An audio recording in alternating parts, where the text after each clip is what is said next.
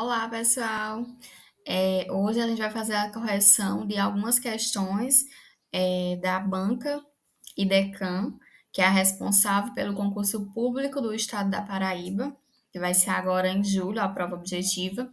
E a gente vai resolver algumas questões do conteúdo específico de história. Então, bora lá. Primeira questão.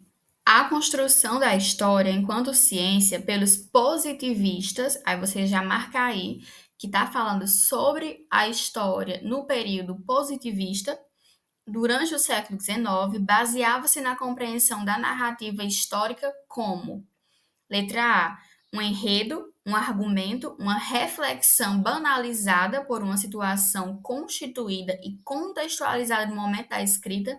E aí a gente precisa saber como era que os positivistas tratavam essa questão da construção histórica. Será que eles se baseavam nessa questão da reflexão? Não, o positivista não se baseava nessa questão da reflexão, e sim uma coisa concreta através do estudo de fontes oficiais. Então, letra A já descarta. Letra B. Um produto do presente, não retrato fiel do passado, considerando-se a narrativa como objetiva e verdadeira, mas também como subjetiva e hipotética. Não.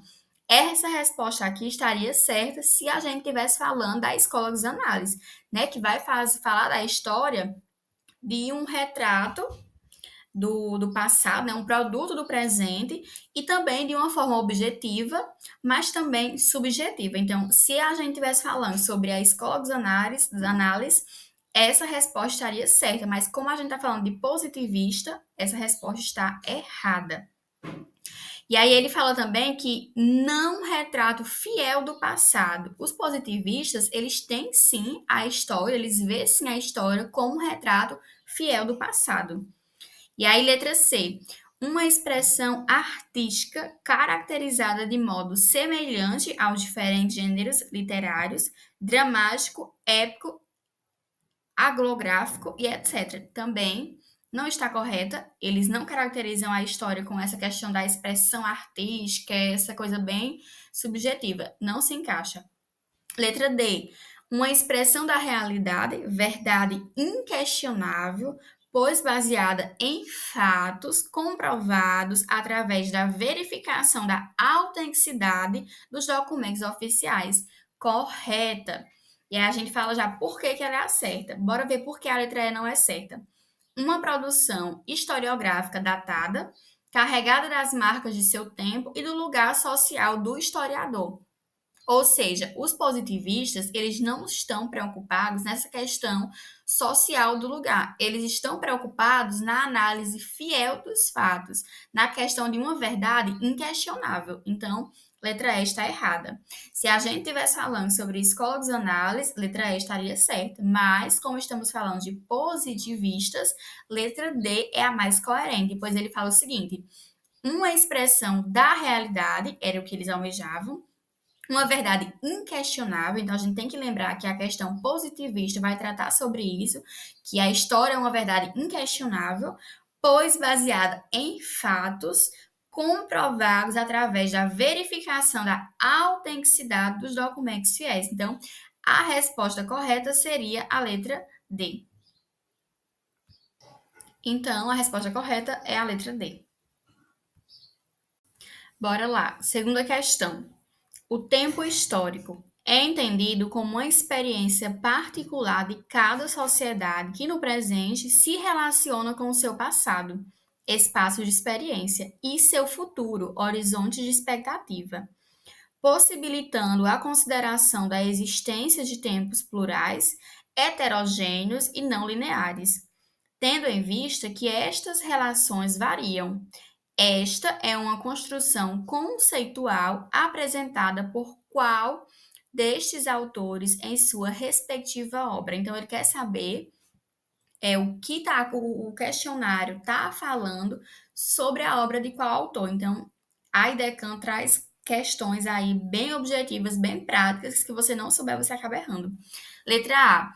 Será que essa questão do tempo histórico, dessa questão do presente, se relaciona com o passado, com o futuro?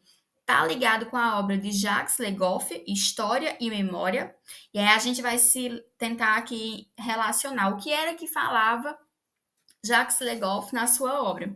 Ele vai dizer em sua obra que a relação entre a história e a ciência e a memória como prática social, e vai destacar que a história é uma prática científica e é uma memória prática social e cultural, frequentemente afetada por fatores emocionais e subjetivos. Então, já não se encaixa.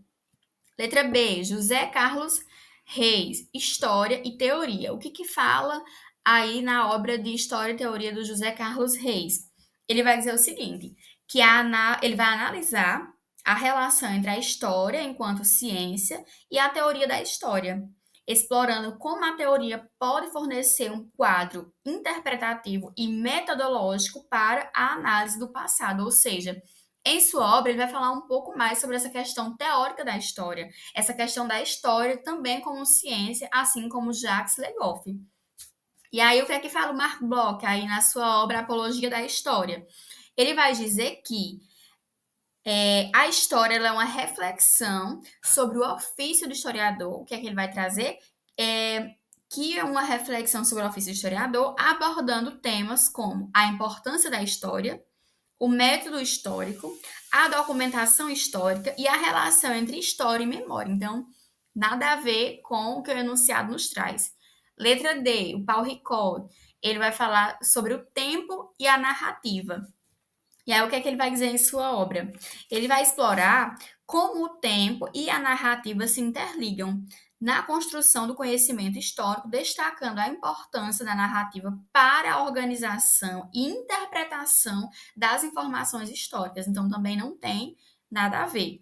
E nos resta a alternativa E, né, do Reinhard Hoeks, que eu não sei pronunciar, que vai falar aí na sua obra sobre futuro e passado. E é o que é que ele vai nos trazer sobre essa obra. Ele vai trazer a história, que a história não se limita no passado, ao passado, que o passado influencia o presente e pode projetar um futuro possível. A gente está falando aí sobre a questão futura.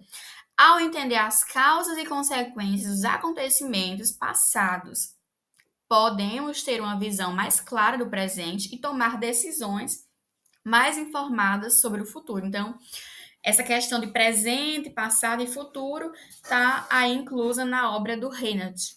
Então, a alternativa certa, a alternativa é. Seguindo aí para a questão 3, que também vai falar um pouco sobre essa questão historiográfica, ele vai nos trazer que a renovação historiográfica ocorrida no século XX com os análises promoveu uma transformação na concepção de documento e na relação do historiador com ele. A concepção renovada de documento e de seu uso em sala de aula parte do pressuposto de que o trabalho, com diferentes fontes e linguagens, pode ser o ponto de partida para a prática do ensino de história. Nesta perspectiva, os documentos e aí, o que é que vai nos trazer essa questão dos documentos? Letra A. São compreendidos como vestígios do passado que devem servir para responder a indagações e problematizações de alunos e professores, com o objetivo de estabelecer um diálogo com o passado e o presente, tendo como referência o conteúdo histórico ensinado. Então, guardem aí essa alternativa. Bora ver as próximas. Por que que não estão certas, né? Letra B. São considerados, quem que é considerado? Os documentos.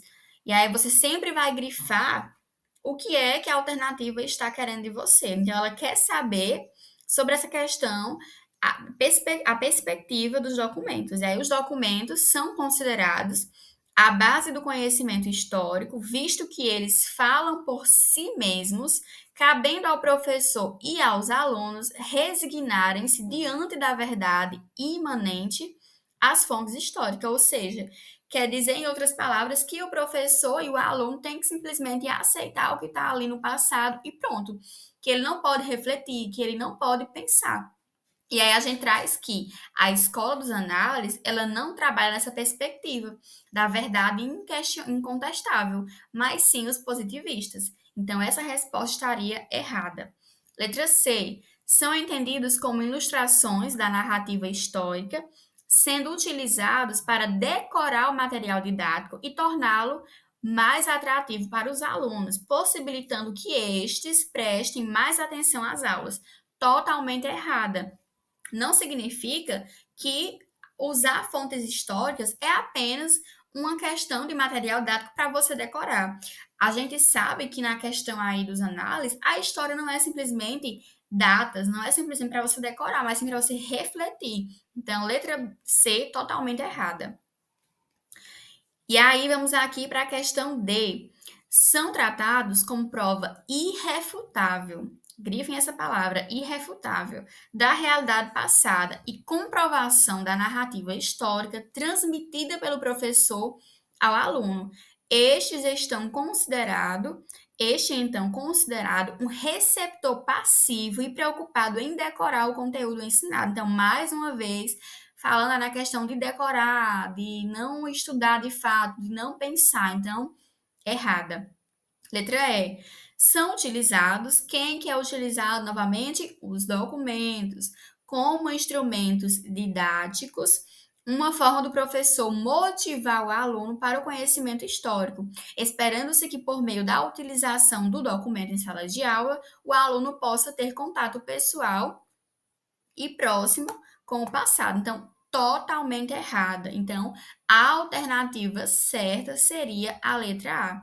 Os documentos são compreendidos como vestígios do passado, que devem servir para responder a indagações. Então, a gente pode sim questionar o passado, as fontes históricas e o passado não é algo inquestionável, incontestável, a gente pode sim questionar e problematizar que aí essa problematização vai ocorrer tanto entre os professores como entre os alunos, com o objetivo de estabelecer um diálogo com o passado e o presente, tendo como referência o conteúdo histórico ensinado. Então, resposta correta, letra A.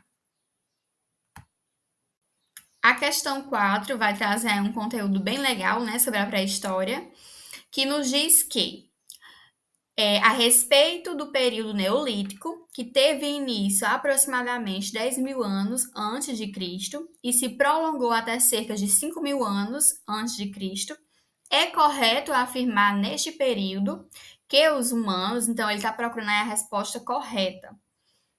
A gente precisa sempre tentar buscar saber o que é que a pergunta quer da gente, se ela quer uma resposta correta ou se ela quer uma resposta incorreta. Nesse caso, ela quer a correta. Letra A. Abrigava-se em cavernas e realizavam a importante descoberta do domínio do fogo. Com isso, passaram a se aquecer do frio, cozinhar alimentos, defender-se dos animais ferozes, iluminar a noite, etc. E aí ele está querendo que você procure a resposta correta sobre o período neolítico. O que seria o período neolítico? A gente precisa saber que o período neolítico ele é a segunda fase da pré-história. A gente tem a primeira fase, que é o período paleolítico, que é o período da pedra lascada, como é chamado também. E aí, nesse período da paleolítico, da pedra lascada, é onde vai acontecer tudo isso que está descrito na alternativa A. Eles vão passar a ter o domínio do fogo, vão começar a se abrigar em cavernas, utilizar de pinturas rupestres, e aí somente no período neolítico é que vai acontecer uma grande revolução, né? Que aí o período neolítico seria também chamado de pedra polida, que eles vão passar a ter um domínio maior de ferramentas e de outras coisas que a gente vai já citar. Então, a alternativa A não está falando de período neolítico, mas sim do período paleolítico, então ela está errada. Letra B. Criaram a arte da pintura, conhecida como arte rupestre. Eles utilizavam resíduos vegetais, sangue, carvão, argila, terra ou excrementos humanos para fazer impressões nas pedras. Está falando sobre o período neolítico? Não, está falando também sobre o período paleolítico, então está errada. Letra C. Desenvolveram largamente a técnica da fabricação de diversos utensílios de metais e as pequenas aldeias de agricultores transformaram-se em núcleos urbanos submetidos à autoridade política de um chefe. Então, aqui essa questão está falando sobre a idade dos metais, que seria a terceira fase após a fase neolítica. Então, também está errada. Letra D.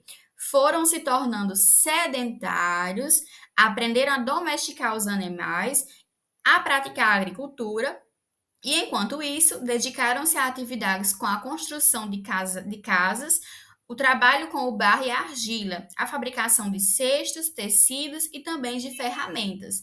E aí, a questão D seria a questão mais coerente. A gente vai já explicar por quê.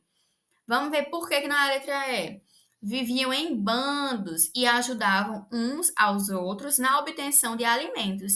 Aperfeiçoaram a técnica da caça e da pesca através da invenção do arco e da flecha e alimentavam-se basicamente de frutos, raízes, peixes, ovos e pequenos animais. A letra E tá falando sobre a questão paleolítica. Eles eram caçadores e também coletores e viviam em bandos. Ou o que significa isso? Eles eram nômades, não se fixavam ali em um único lugar. Então estavam sempre em comunidade, sempre juntos em bandos e aí procurando sempre um local para ficar. Nunca se fixava em um local só. Então eles eram chamados de nômades. Então, período paleolítico, o pessoal daquele período era considerado nômades. E a letra D seria a mais coerente, porque ele fala que eles estavam, período neolítico, se sedentarizando. Que seria isso? Eles passavam naquele momento a se fixar em um único local, se sedentarizar, ou seja, se fixar em um único local. E essa fixação em um único local vai se dar através da prática da agricultura. Vamos começar ali eles comiam as frutas e tudo mais, e as sementes que eles jogavam no chão iam florescendo. Então, eles passaram a perceber que essa questão da prática da agricultura e vão passar também a domesticar os animais. Então, eles vão passar a se sedentarizar, vão ter um domínio aí maior de construções, como casas, vão passar a trabalhar com o barro, a argila, a fabricação de cestos para armazenar, né, a questão da agricultura, os produtos que eram produzidos e também a fabricação aí de tecidos e também de ferramentas mais polidas, mais aperfeiçoadas. Então, a alternativa correta seria a letra D. Seguindo aí, questão 5. Até recentemente, a hipótese mais aceita a respeito da ocupação do continente americano pelo homem era de que a retração de geleiras no final da última glaciação, há pouco mais de 10 mil anos, formou um estreito de terra que ligava a Ásia à América do Norte, denominado de Estreito de Bering. Por este estreito, populações saídas da Sibéria chegaram ao local onde hoje é o Alasca há pelo menos 13 mil anos, data dos vestígios mais consolidados que indicam a ocupação humana no continente americano. E aí, os achados arqueológicos que corroboram a teoria do Estreito de Bering são. E aí, ele está falando sobre esse estreito, porque qual é a teoria que mais se encaixa com esse contexto? Letra A.